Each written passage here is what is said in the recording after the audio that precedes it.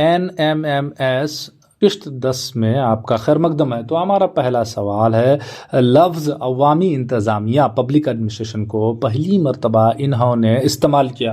تو ہمارے آپشنس ہیں الیگزینڈر ہیملٹن، سقراط، ووڈرو ولسن، لوتھر گیولک۔ اب ان کا تجزیہ کرتے ہیں۔ سقراط یہ ماہر سیاسی سائنس اور فلسفی تھا، نہ کہ عوامی انتظامیہ کا۔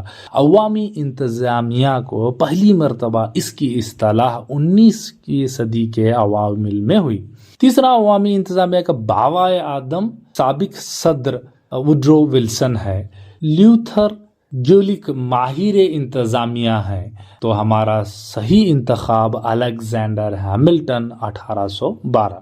اگلا سوال، یونین پبلک سروس کمیشن کے کسی بھی ممبر یا چیئرمین کو ان کی بد کرداری کی بنیاد پر معطل یا برخاست کر سکتے ہیں؟ تو ہمارے آپشنس ہیں وزیر اعظم، صدر ہند، مرکزی حکومت کے سیکریٹری، وزیر برائے خارجی امور۔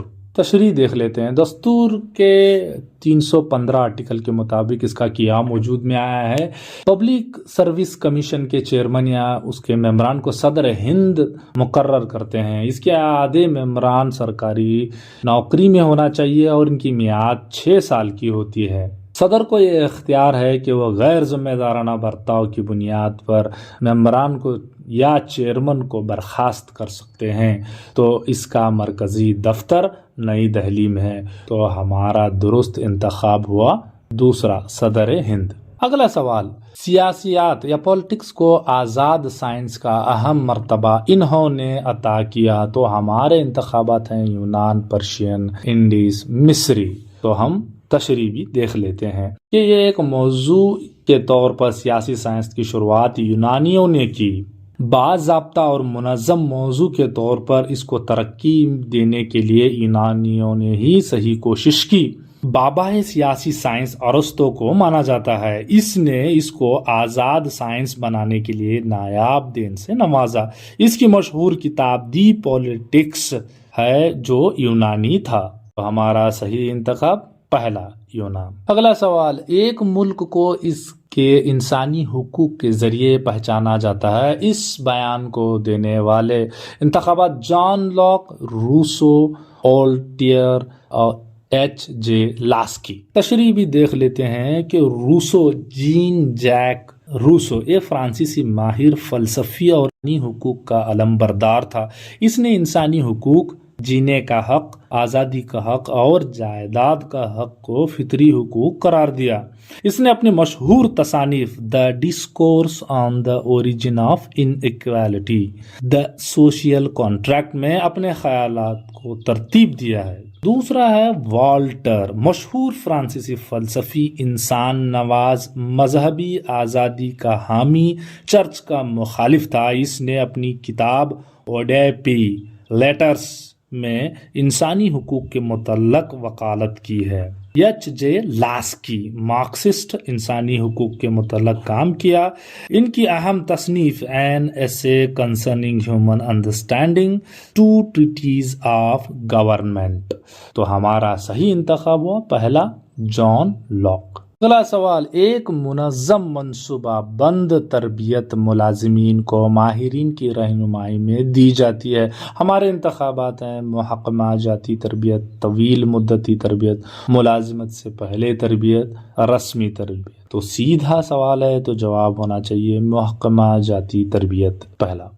اگلا سوال، گرام پنچایت کے حدود میں آنے والے دیہاتی ووٹرسوں کی ممبرس، اس ممبرس ہوتے ہیں گرام پنچایت، تعلقہ پنچایت، گرام سبھا، ضلع پنچایت۔ نمبر دوسرا، تعلقہ پنچایت کے اجلاس میں صرف تعلقہ پنچایت حلقے کے ووٹر سے منتخب ممبران ہی حصہ لے سکتے ہیں۔ اسی طرح ضلع پنچایت کے حلقے کے ووٹر سے منتخب ممبران اور صدر اور نائب صدر ہی اجلاس میں حصہ لے سکتے ہیں۔ تو ہمارا درست انتخاب ہوا گرام سبھا۔ یہ دیہی انتظامیہ کی ابتدائی اکائی ہے۔ یہ وہ مجلس ہے جس میں ممبران دیہات کے سارے ووٹرز ہوتے ہیں جو اس میں حصہ لیتے ہیں۔ حدود اجلاس کم از کم سال میں 2 مرتبہ ہوتا ہے۔ اجلاس کے صدر پنچایت کے صدر یا نائب صدر ہوتے ہیں۔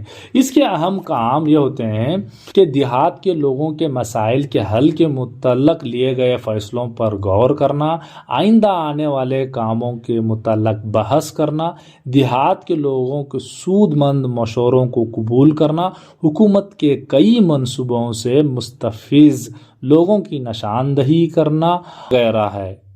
اگلا سوال، ایک سماجی ماہر اور فلسفی جنہوں نے کلاس سٹرگل نظریے کا موجد کہا گیا، ہمارے انتخابات ہیں اگست کومٹے، جی ایس گھرے، ایمیلی ڈرکیم، کارل مارکس۔ تو ہمارا صحیح انتخاب ہے کارل مارکس۔ ان کے مطابق ہر ایک مزدور کی جد و جہد اپنے مالکان کے مخالف سیاسی جد و جہد کہلاتی ہے، اور سرمایہ دار طبقہ مزدوروں کو اپنے حقوق سے محروم کرنا چاہتا ہے اور اپنی مفاد کے لیے ان کا استحصال کرنا چاہتا ہے۔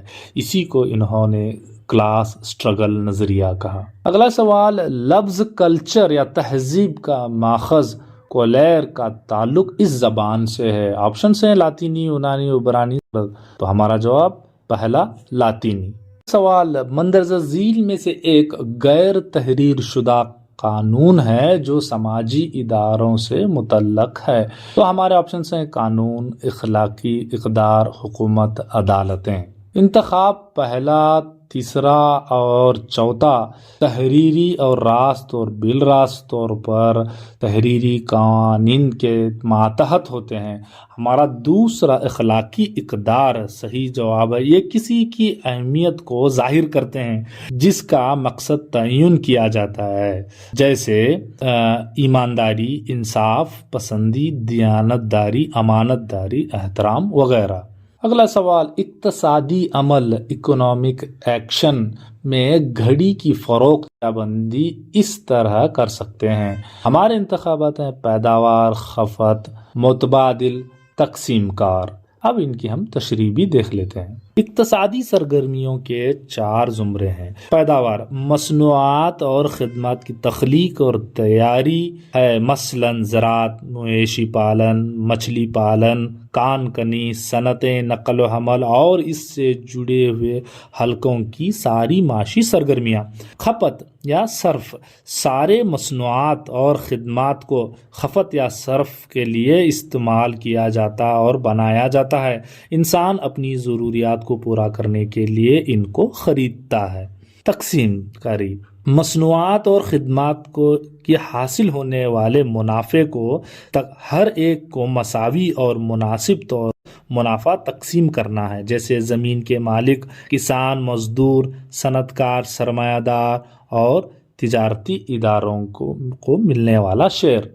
تیسرا ہے مبادلہ یا تبادلہ، مصنوعات اور خدمات کو تیار کرنے والے انہیں استعمال کرنے والے یعنی صارفین تک پہنچانے کے لیے مارکیٹ کی سہولیات فراہم کرتے ہیں۔ مصنوعات کو جمع کرنا، نقل مکانی، خرید و فروخت کے کام اس زمرے میں آتے ہیں۔ تو ہمارا صحیح جواب ہے تیسرا، مبادلہ یا متبادل، ایکسچینج۔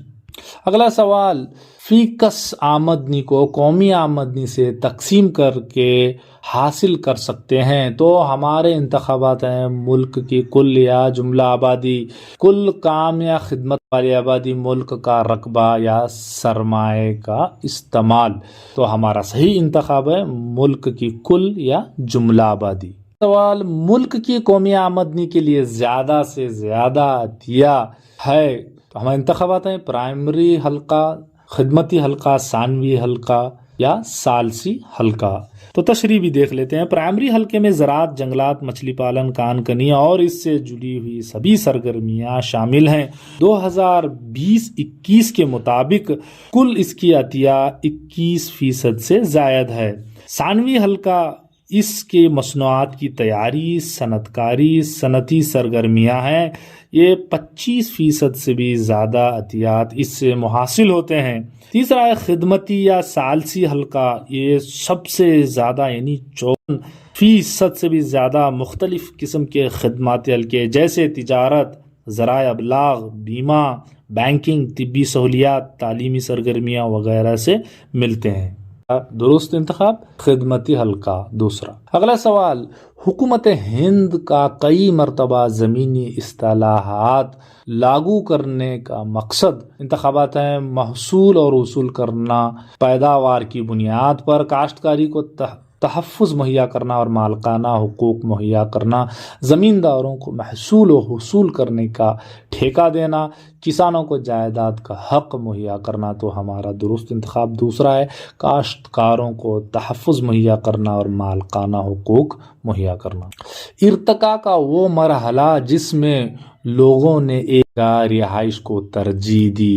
تو ہمارے انتخابات ہیں: زراعتی مرحلہ، مویشی پالن مرحلہ، دستکاری کا مرحلہ، پیسوں کا اقتصادی مرحلہ۔